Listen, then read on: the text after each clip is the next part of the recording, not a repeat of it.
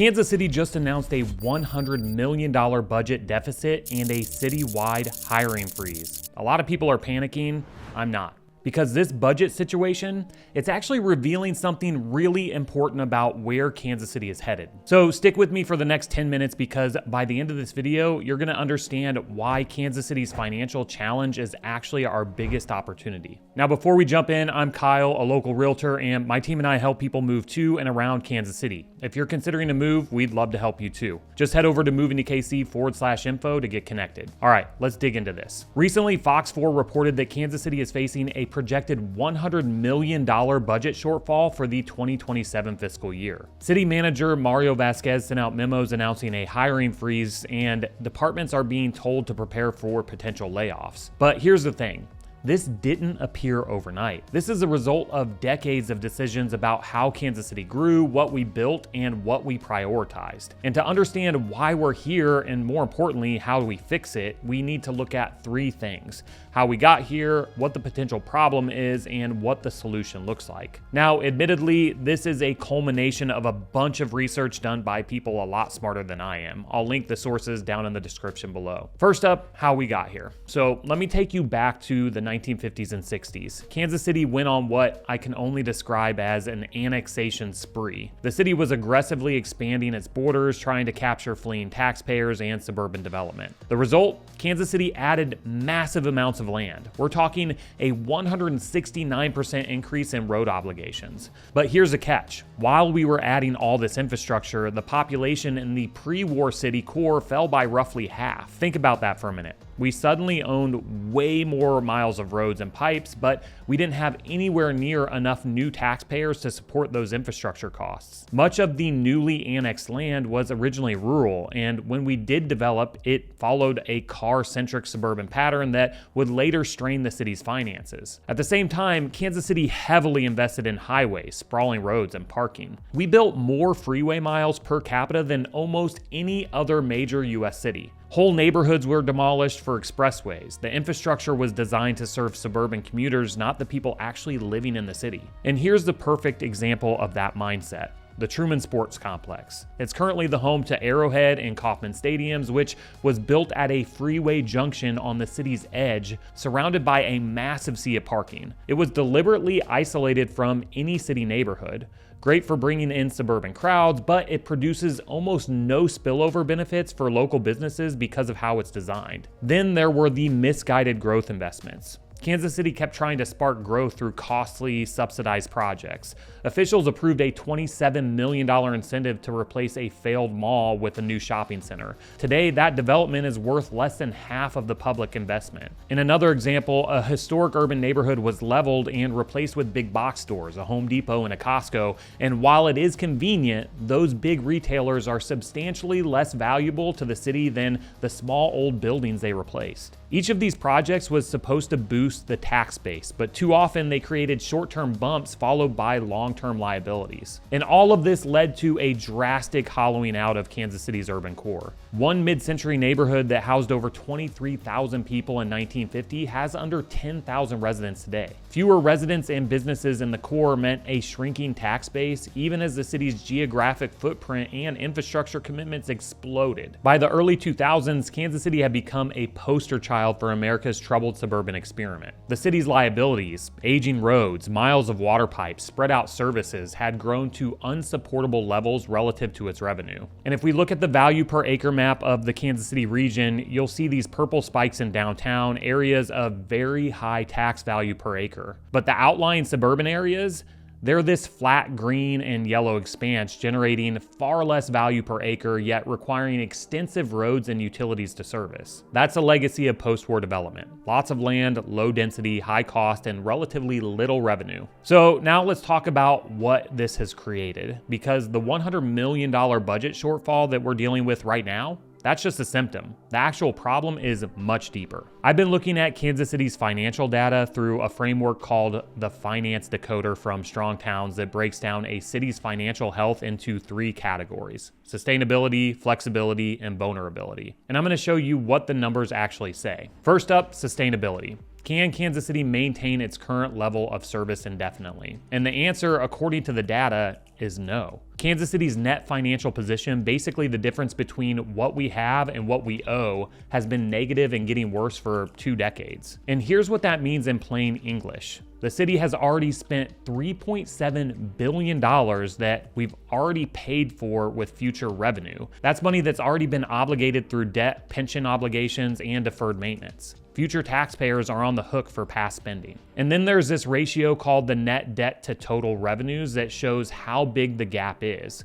Back in 2005, Kansas City had a ratio of 0.44, meaning it would have taken 44% tax increase to close the gap. That would have been painful, but doable over several years. Today, the ratio is 1.5, meaning a 150% tax increase would be needed to close the gap. That's essentially impossible. Next up is flexibility. How much room does Kansas City have to adjust? Not great news here either. When interest rates were low, we got some breathing room, but with rates back up, debt service is going to eat more of the budget. And here's the infrastructure piece. The city's assets are depreciating faster than we're replacing them. Roads, water systems, buildings, they're all aging and we're not keeping up with maintenance, which means bigger repair bills down the road. And lastly, vulnerability. How dependent are we on outside funding? Kansas City historically has gotten about 10% of its revenue from state and federal sources. That jumped to 21% during pandemic relief. But as that money dried up, we're back to relying on local revenue, which brings us back to the sustainability problem. Now, Mayor Quentin Lucas explained it bluntly. Our revenues fundamentally aren't keeping up with our expenses. The hiring freeze and spending cuts are short-term fixes to buy time, but the problem is much deeper. Kansas City's costs of governing a sprawling city have outpaced the tax base that supports it. And here's maybe the clearest way to understand this. Only about 10% of Kansas City's developed land generates enough tax revenue to cover the cost of maintaining its infrastructure and services. The other 90% of the city's land is effectively subsidized by that productive 10%. Let me say that again.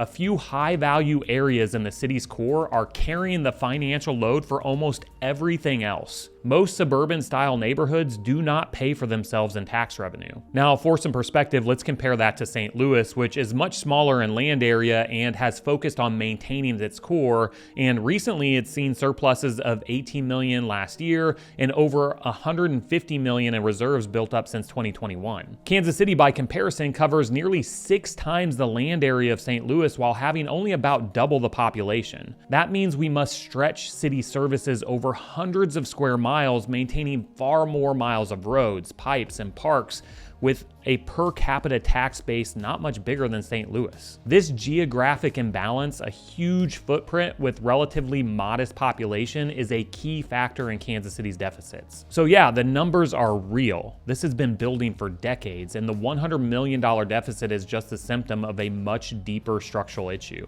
But here's why I'm not panicking. Here's what most people miss when they hear about budget problems. We're catching it early. You know what cities look like when they don't catch this early? Detroit, Stockton, California. These are cities that ignored the warning signs until it was too late. They kept kicking the can down the road until one day there was no more road. Bankruptcy, massive cuts, entire neighborhoods abandoned. Kansas City is not there. Not even close. We're having the conversation now while we still have options, while we're still growing, while we still have momentum. That's huge. Think about the timing. The World Cup is coming in 2026. The Kansas City Current just opened a stadium and the riverfront is exploding. Downtown is buzzing. The crossroads, the river market, the streetcar corridor, all thriving. Companies are relocating here. This is not a city in decline. This is a city that grew geographically faster than its financial systems could handle. And that's actually a much easier problem to solve than a city that's shrinking. So let me break down what the solution actually looks like. First, we need to recommit to Kansas City's core strengths. That means we stop overextending on new, unproductive growth and instead double down on what made the city great to begin with. We need to stop pouring money into flashy but costly projects that don't pay back their promises. The data makes it clear that investing in more suburban fringe development is a losing game for Kansas City's finances. The better approach is to invest in the assets the city already has: our historic neighborhoods, our existing infrastructure, and the people who live and work in Kansas City. In practical terms, this means prioritizing maintenance over expansion, fixing the streets and sewers we've already built before adding new ones. Second, we need to grow from the inside out. Here's the good news. Kansas City has everything it needs within its city limits to thrive again. Many of the older parts of Kansas City were built in a traditional development pattern, humid-scaled, walkable, with a mix of homes and shops, which historically created immense value and prosperity. These classic neighborhoods are full of what's called missing middle housing: duplexes, fourplexes, small apartment buildings, townhomes. In these areas, often the streetcar era districts still make up a disproportionate share of the city's tax wealth today. By broadly legalizing and encouraging the missing middle once again, Kansas City can gradually increase its population and its tax base without having to lay a single new mile of road. More residents living in the core means more revenue to support the infrastructure that's already there and more customers to support local businesses. Third, we need to foster walkable, high-value neighborhood centers throughout the city. We know that walkable, mixed-use areas are both highly desired by people and highly valuable financially. Kansas City already has the DNA of such places: downtown, Westport, the 18th and Vine District, Country Club Plaza, Brookside. These places still retain a walkable layout and, not coincidentally, some of the highest property values and tax revenues in the city. The strategy going forward is to build on these successes, invest in infrastructure and policies that make these areas more vibrant and accessible. That could include improving sidewalks, adding bike lanes or transit options to better connect neighborhoods, and nurturing local businesses and amenities. And importantly, it means getting more people living near these centers. Fourth, we need to focus on incremental, sustainable investments instead of big bets. Kansas City's history of mega developments often left the city holding the bag. The solution now is to flip the script. Focus on many small-scale, high-return investments that incrementally make a big difference. For example, rather than spending millions to expand a highway, the city could devote that money to repairing a dozen neighborhood streets and sidewalks where people actually live and walk every day. Rather than giving a large subsidy to one big box store, it could offer a facade improvement grant to 100 small businesses across the city. Fifth, we need to make it easier to build the housing we actually need. I know multiple small developers and investors who've told me they're slowing down or stopping work in Kansas City because of permitting delays, energy code requirements that drive up costs, and regulatory uncertainty. We're making it too hard and too expensive to build the kind of housing that would be most financially productive for the city. When it costs $250,000 to $300,000 just to build a unit before land costs and fees, and then you layer in regulatory delays and requirements, you price out the very housing that would be most financially productive for the city. As someone who helps people move here, I can tell you what many people who are looking to live in the city are looking for. They want walkable neighborhoods, they want housing variety, they want infrastructure that works, and they want to be able to afford it. The market is aligned with what the city needs financially. We just need to get out of our own way and let it happen. And lastly, we need to be honest about the life cycle cost of what we build. Not every development is a good development. Some developments generate more tax revenue than they cost to maintain. Others don't. We need to evaluate projects based on their long-term financial productivity, not just whether they create jobs in 1 year or add to the tax base temporarily. This isn't radical, this is just math. And here's the thing, there are already signs that Kansas City is moving in the right direction. City management has emphasized responsible budgeting, taking early action now to avoid harsher pain later. The fact that the city implemented a hiring freeze before a crisis hits is an important step. Kansas Cityans are having new conversations about growth and equity, discussing land value taxes, rethinking parking mandates, ideas that could unlock development and reduce burdens on the budget. And remember, this is a town that recently revived downtown with a streetcar and doubled down by expanding it through much of the city's original core.